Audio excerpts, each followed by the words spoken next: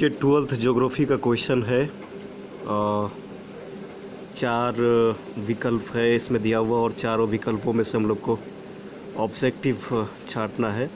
तो देखते हैं कि पहला क्वेश्चन निम्नलिखित में से किस नगरीय समूह में प्रवासी जनसंख्या का अंश सर्वाधिक है। तो इनमें से छांटना है कि सबसे ज़्यादा जो कि नगरीय समूहों में से सबसे ज़्यादा किस राज्य में प्रवासियों की संख्या सबसे ज़्यादा पाया जाता है। तो ये हमारे पास 4 ऑप्शन है, मुंबई है, दिल्ली है, बेंगलुरु है, चेन्नई है।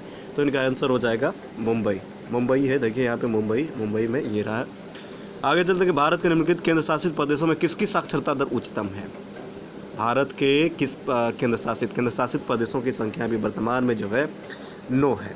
केंद्र शासित प्रदेशों की संख्या 9 और 28 राज्य है।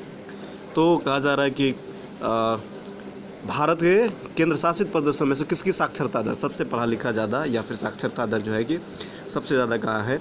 तो ये इसका आंसर हो जाएगा लक्षद्वीप में। ये रहा को आंसर इसका। आगे चलते कि रुको और जाओ निश्चयवाद की संकल्पना किसने दी। रुको और जाओ निश्चयवाद की संकल्पना किसने दी। तो इसमें से विद्वानों का भूगोलवेता का नाम है रेडजेल है, हमबोल्ट है, ब्लास है, टेलर है। तो इसका आंसर हो जाएगा मतलब टेलर महोदय ने दिया है।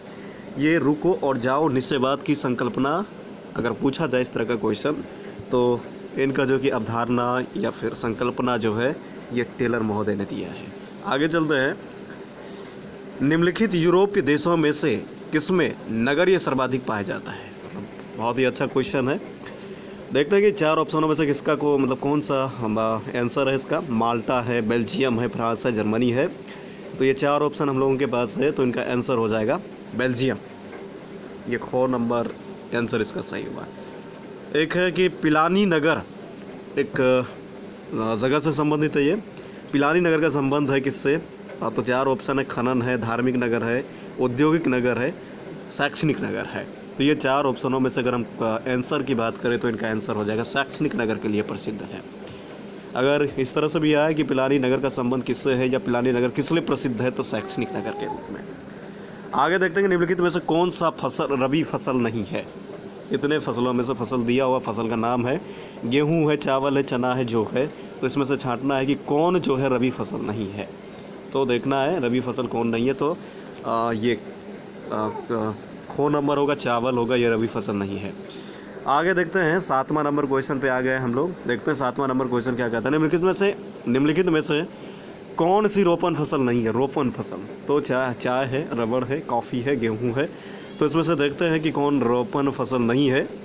तो रोपण फसल की बात करें तो ये गेहूं जो है रोपण फसल नहीं है। ये घो नंबर हो जाएगा। आगे चलते हैं, निम्नलिखित में से कौन सी प्राथमिक क्रियाकलाप के अंतर्गत आता है। सही मस्त क्वेश्चन, अच्छा क्वेश्चन है कि बहुत ही क्या कहते हैं कि इम्पोर्टेंट लग रहा है थोड़ा सा। कि निम्नलिखित में से कौन सी प्राथमिक क्रियाकलाप है। कृषि है, व्यापार है, उद्योग है, सेवा है। तो इसमें जो है प्राथमिक क्रियाकलाप के अंतर्गत कौन आता है। तो प्राथमिक क्रियाकलाप के अंतर्गत पशुपालन, कृषि आएगा। चलते आगे। एक है कि जवाहरलाल नेहरू नहावा सेवा पतन है। ये पतन कहाँ है। तो 4 ऑप्शन है दिया हुआ, चेन्नई, मुंबई, हल्दिया, कोच्चि। ये 4 ऑप्शनों में से हम लोग को छांटना है कि देखना है कि कौन सा इसका आंसर होगा। तो इनका आंसर हो जाएगा मुंबई है इनका। ये जवाहरलाल नेहरू पतन जो है ये कहाँ है, मुंबई में। ये सारा एग्ज़ाम 12th छात्र छात्राओं के लिए बहुत ही इम्पोर्टेंट है। ये सारा ऑब्जेक्टिव उनके लिए बहुत ही उपयोगी है। चलते हैं आगे वाला क्वेश्चन पर। भारत में परमाणु ऊर्जा स्टेशन कितने हैं। How many atomic power station in India. तो देखना है, इसका ऑप्शन भी हमारे पास है। 4 है, 8 है, 7 है, 10 है।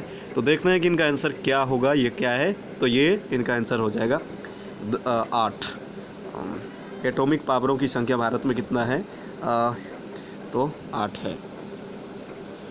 अगला क्वेश्चन पर चलते हैं हम लोग। देखते हैं कि निम्नलिखित में से कौन सा आध्यात्मिक खनिज है। तो 4 ऑप्शन तो दिया है। इन 4 ऑप्शनों में से देखना है, मैग्नीज है, अब्रक है, तांबा है, लोहा है। तो ये हो जाएगा अब्रक।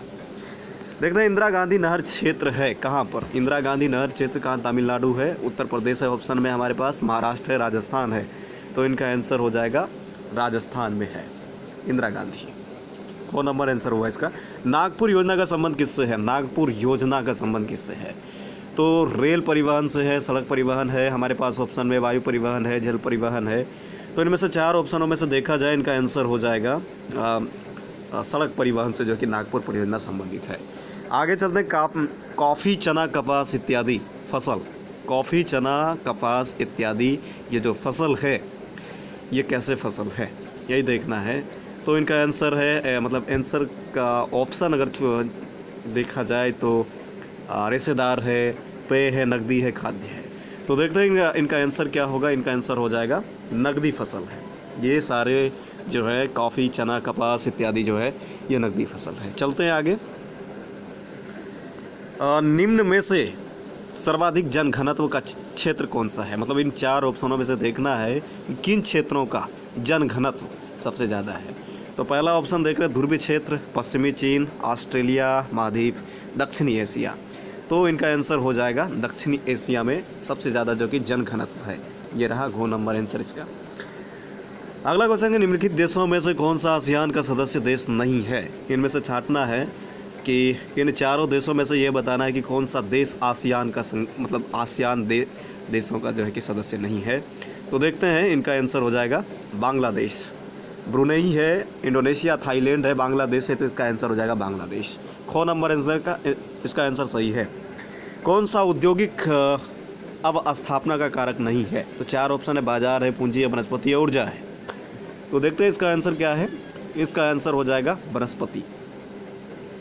गो नंबर आंसर इसका सही है। किस राज्य में सबसे कम अनुसूचित जनजाति है?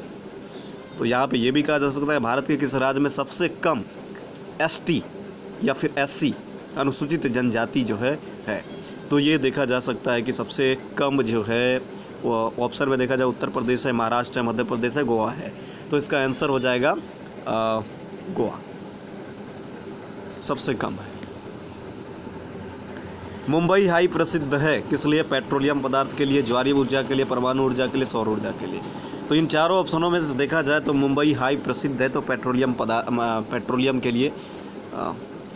भारत के किस राज्य में विजयनगर, अगला क्वेश्चन है कि भारत के किस राज्य में विजयनगर इस्पात संयंत्र स्थित है, कहाँ है?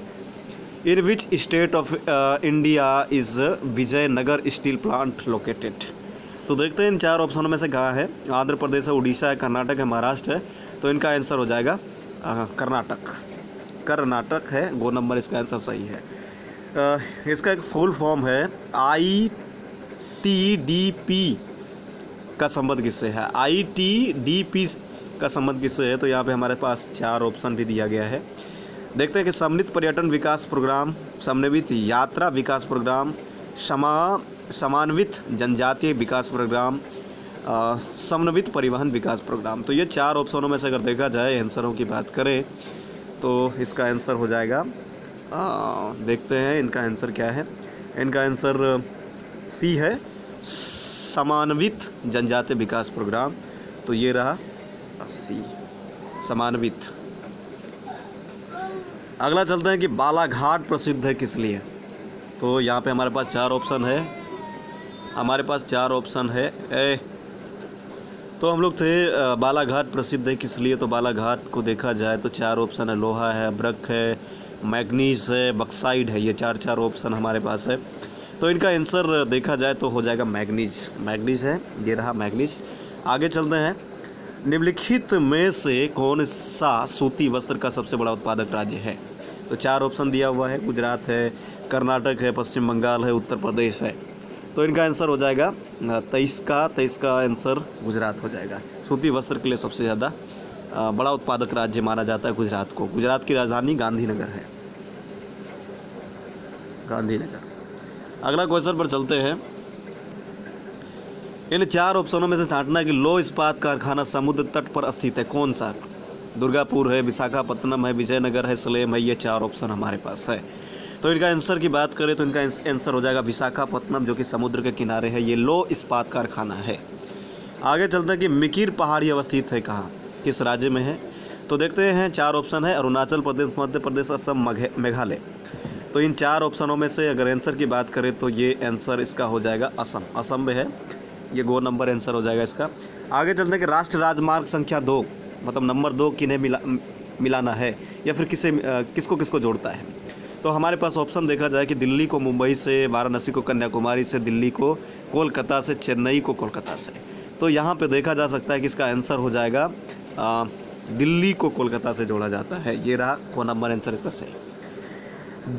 एक गद्दी जनजाति है, ये पाई जाती है किस राज्य में? राज्य दिया हुआ, राज्य का नाम है उड़ीसा, हिमाचल प्रदेश, तमिलनाडु, कर्नाटक है। तो गद्दी जनजाति सबसे कहाँ पाई जाती है? तो गद्दी जनजाति देखा जाए तो ये हिमाचल प्रदेश में पाया जाता है सबसे ज़्यादा। आगे चलते हैं। अगला क्वेश्चन कि निम्नलिखित में से कौन सी अनुसूचित जनजाति भारत में सबसे अधिक संख्या में है? तो सबसे ज़्यादा अगर देखा जाए तो 4 ऑप्शन दिया है, गोंड है, संथाल है, भील है, उराव है।